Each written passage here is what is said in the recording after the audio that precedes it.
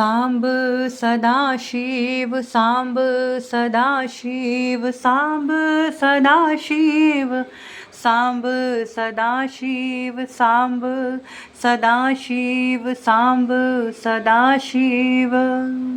नमस्ते, आप सबका स्वागत है मेरे YouTube चैनल भक्ति और सेल्फ क्रिएटर में। आज हम शिव पुराण के विद्येश्वर संहिता का 16वां अध्याय देखने वाले हैं। जैसे कि आप सब लोग जानते हैं कि मैं शिव पुराण आपको हर एक अध्याय सारांश में उसका क्या मतलब है ये सुनाती हूँ।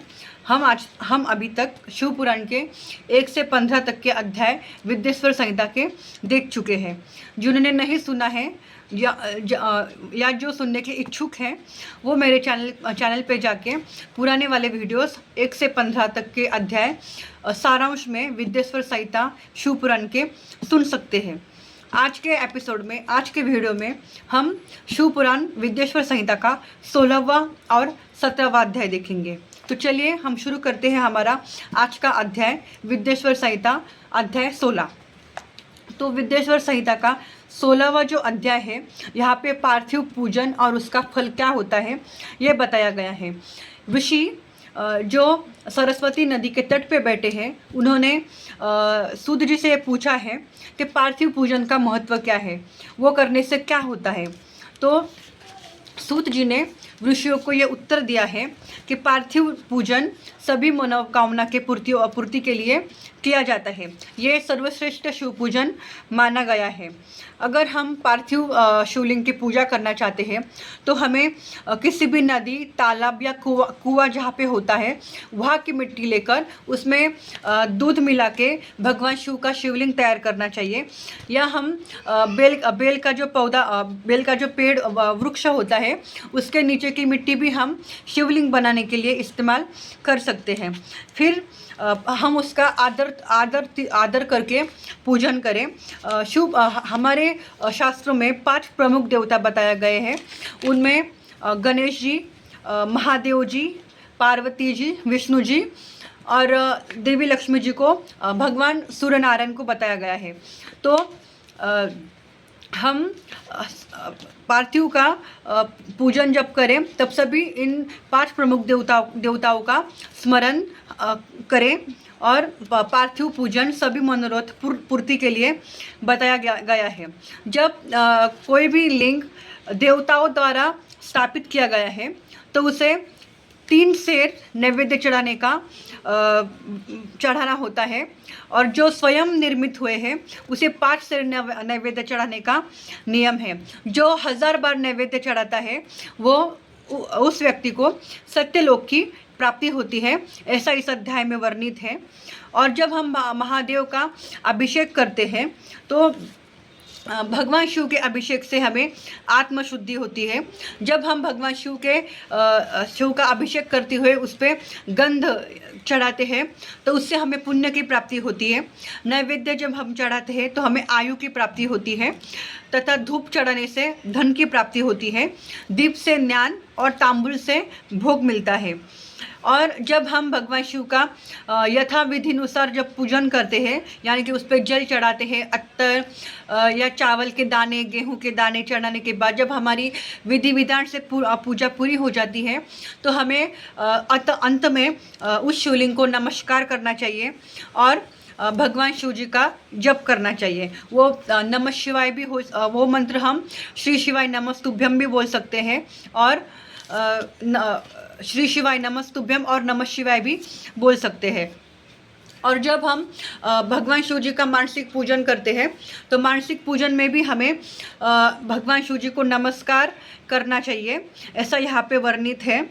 और यहाँ पे भगवान शिव जी ने बताया है कि उन्होंने सभी देवताओं के वार, तिथि, नक्षत्र नियत किए हुए, यानी कि निर्धारित कर दिए गए हैं। जब हम मतलब भगवान का नाम लेने के लिए हमें किसी मुहूर्त, नक्षत्र या फिर तिथि की आवश्यकता तो नहीं है। जिस समय में हमारा भगवान का नाम स्मरण करने में मन लग जाए वही सर्वथा उचित मुहूर्त होता है, समय होता है। पर अगर हम किसी मनोकामना पूर्ति के लिए अनुष्ठान करते हैं या किसी हेतु के लिए, यानी कि हमारी कुछ मनोकामना होती है, जो हमारी इच्छा होती है, हम चाहते हैं कि भगवान उसे पूरी करे, तो उसके अनुष्ठान में जो बताया गया है उसके हिसाब से ही हमें पूजा करनी चाहिए। यहाँ पे ऐसा वर्णित है, यानी कि अनुष्ठान के, अगर हमारा कोई अनुष्ठान हो तो अनुष्ठान में जो जो बताया गया है उस हिसाब से ही पूजा होनी चाहिए। यानी कि अगर रविवार भगवान शिव जी को समर्पित है तो हमें रविवार के दिन अनुष्ठान के लिए भगवान शिव जी की ही पूजा करनी चाहिए, सोमवार के दिन लक्ष्मी जी की ही करनी चाहिए, बुधवार के दिन विष्णु की ही करनी चाहिए। यानी कि जो वार जिसका है उस भगवान की उस दिन तिथि नक्षत्र देख के, वार देख के हमें पूजा करनी चाहिए अनुष्ठान के लिए, अगर हमारी मनोकामना हमें पूर्ण करवानी है तो। ऐसा यहाँ पे ऐसा वर्णित है। और जो भगवान गणेश जी की पूजा करता है उसके सभी पाप नाश हो जाते हैं और वो अंततः मोक्ष को प्राप्त हो जाता है। और शिव जी की पूजा तो सभी मनोरथों को पूर्ण करने वाली है। और जब भगवान शिव जी का जो मुहूर्त है पूजा करने का वो आर्द्रा नक्षत्र, महाआर्द्रा नक्षत्र और माघ कृष्ण चतुर्दशी, मैं वापस बोल रही हूँ, आर्द्रा नक्षत्र, महाआर्द्रा नक्षत्र और माघ कृष्ण चतुर्दशी को शिव का पूजन बताया गया है। उससे हमारी आयु बढ़ती है और हमें सर्वसिद्धि प्राप्त होती है। ऐसे ही और नक्षत्रों, महीनों और वारों में शिव जी के पूजा का उसका समय के हिसाब से अलग अलग महात्म्य बताया गया है। शिव जी का भजन भोग मोक्ष को देने वाला है। वारों के हिसाब से कार्तिक मास में देवताओं का पूजन बताया गया है, क्योंकि कार्तिक मास में देवताओं का यजन यानी कि पूजा करने से भोगप्रद और भोग मिलते हैं और व्याधि हमसे दूर हो जाती है। कार्तिक मास में रविवार के दिन जो सूर्य की पूजा करता है या तेल तथा कपास का दान करता है उसका कुष्ठ रोग दूर हो जाता है। ऐसा शिव पुराण के विद्येश्वर संहिता के 16वें अध्याय में वर्णित है। शिव जी की भक्ति हमें मुक्ति प्रदान करती है और अगर हमें हमारे जन्म से निवृत्ति चाहिए, मुक्ति चाहिए, तो हमें भगवान शिव जी की ही पूजा अर्चना करनी चाहिए, ऐसा यहाँ पे बताया गया है। शिव भक्ति का मिलाप का नाम ही लिंग है। शिव जी अपने लिंग के पूजा से बहुत प्रसन्न होते हैं। और आदित्यवार, शिव पुराण में भगवान शिव जी का वार जो है वो आदित्यवार बताया गया है। आदित्यवार के दिन हमें शिव जी का 5 पंचगव्य से स्नान कराना चाहिए। उसमें दूध, दही, पानी, घी और मधु भी हो सकता है, यानी कि हनी भी हम उसमें डाल सकते हैं। और शहद ईख का हम भगवान शिव को नैवेद्य भी अर्पण कर सकते हैं। जो महालिंग की पूजा करता है उसका पुनर्जन्म नहीं होता है। और यहाँ पे रुद्राक्ष धारण करने वाले को क्या फल मिलता है ऐसा वर्णित किया गया है। तो यहाँ पे बताया गया है कि रुद्राक्ष धारण करने से चौथाई, विभूति धारण करने से आधा, मंत्र जपने से पौन और पूजन से पूर्ण भक्ति प्राप्त करता है। शिवलिंग और उनके भक्तों को पूजने से मनुष्य को मुक्ति की प्राप्ति होती है। और इस अध्याय को पढ़ने और सुनने से भगवान शिव जी की दृढ़ भक्ति प्राप्त होती है। ऐसा यहाँ तक मैंने आपको जो वर्णित किया वो महाशिव पुराण विद्येश्वर संहिता का 16वां अध्याय है। अभी मैं आपको बताने जा रही हूँ वो है 17वां अध्याय विद्येश्वर संहिता। विद्येश्वर संहिता के 17वें अध्याय में पंचाक्षरी मंत्र का महत्व बताया गया है। ऋषियों ने सूत जी से पूछा है कि शिव जी की भक्ति का विधान क्या है। तो सूत जी ने कहा है कि शिव जी की भक्ति का विधान क्या है ये बात तो शिव जी ही बहुत अच्छी तरीके से बता सकते हैं, पर मैं जितना उन्हें समझ पाया हूँ, उनको जानता हूँ, उस हिसाब से मैं आपको बताता हूँ कि शिव जी की भक्ति का विधान क्या है। तो सूत जी कहते हैं कि भगवान शिव का पंचाक्षरी मंत्र जपने से भोग की प्राप्ति होती है और जो इसे 36 करोड़ बार जप लेता है वही व्यक्ति मनुष्य मानव योगी कहलाता है। जो योगी पंचाक्षरी मंत्र जो है वो योगियों के हृदय में निवास करता है। शिव शक्ति की एकता मनुष्य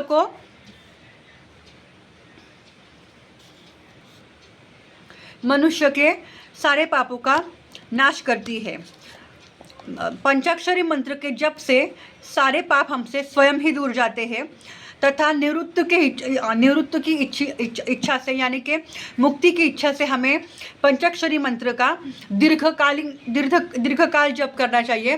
पर वो दीर्घकाल जप करने से पहले हमें वो मंत्र अपने किसी ब्राह्मण या गुरु से दीक्षा में लेना चाहिए।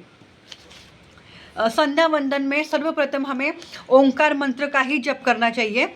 9 करोड़ जप से पुरुष शुद्ध हो जाता है और फिर हमें 9 करोड़ बार जप पृथ्वी के लिए, 9 करोड़ बार तेज के लिए, 9 करोड़ जप वायु के लिए और 9 करोड़ जप गंधादि के लिए करना चाहिए। ऐसा यहाँ पे वर्णित है। जो नित्य सहस्त्र जप करता है उसे शुद्ध योग प्राप्त होता है। जो 105 करोड़ जप कर लेता है उसे शिवलोक प्राप्त होता है। यानी कि 105 करोड़ बार जो व्यक्ति पंचाक्षरी मंत्र जाप कर लेता है उसे शिवलोक की प्राप्ति होती है। जहाँ नदी का स्थान है वहाँ पे शिव वैभव को कोई नहीं जानता, ऐसे ठिकान पे ही नंदिकेश्वर महाराज स्थित होकर पंचाक्षर मंत्र की उपासना करते हैं। महात्माओं का वाक्य है कि शिवलोक की जानकारी बिना शिव की कृपा नहीं हो सकती। जो ब्राह्मण और गुरु से प्राप्त शिव पंचाक्षरी मंत्र का 5 लाख बार जप करता है उसकी आयु बढ़ती है, स्त्री स्त्रीत्व से छूट जाती है, शूद्र से छूट जाता है, क्षत्रिय क्षत्रियत्व से छूट जाता है और वह ब्राह्मण पद को प्राप्त हो जाता है। तथा शूद्र 25,000 बार पंचाक्षरी मंत्र नमः शिवाय जपे तो वो ब्राह्मण के समान शुद्ध हो जाता है, क्योंकि यह मंत्र शिव स्वरूप है और जो इसको धारण कर लेता है वह शिव स्वरूप माना जाता है। यानी कि पंचाक्षरी मंत्र नमः शिवाय या छठाक्षरी मंत्र ओम नमः शिवाय को शिव के समान ही शिव पुराण में कहा गया है। शिव भक्ति की यही महानता है। जो जितना क्रम पूर्वक शिव मंत्र जपता है उसका देह में शिव जी की समीपता प्राप्त होती है, इसमें कोई संदेह नहीं है। और जो स्त्री भगवान शिव के शिवलिंग की पूजा करती है या उसका मंत्र जप करती है तो उसके शरीर में भगवती की समीपता को वो प्राप्त होती है। शिव जी की पूजा से विद्वान को आनंद की प्राप्ति होती है। शिवलिंग की पूजा शिव शक्ति की पूजा है और भक्तिपूर्वक षोडोपचार युक्त पूजन करता है वह शिवरूप होकर शिवलोक को प्राप्त होता है। यह अध्याय वेद सम्मत है और जो इस अध्याय को पढ़ता है उसे शिव जी की अद्भुत कृपा प्राप्त होती है और वह हर प्रकार के सिद्धियों को प्राप्त कर लेता है। तो आज हमने शिव पुराण विद्येश्वर संहिता का 16वां और 17वां अध्याय देख लिया है। अगले वीडियो में हम शिव पुराण के अगले अध्याय 18 और 19 देखेंगे। तब के लिए जय शिव शंकर, नमामि शंकर, शिव शंकर शंभो, सांब सदा शिव, सांब सदा शिव, सांब सदा शिव।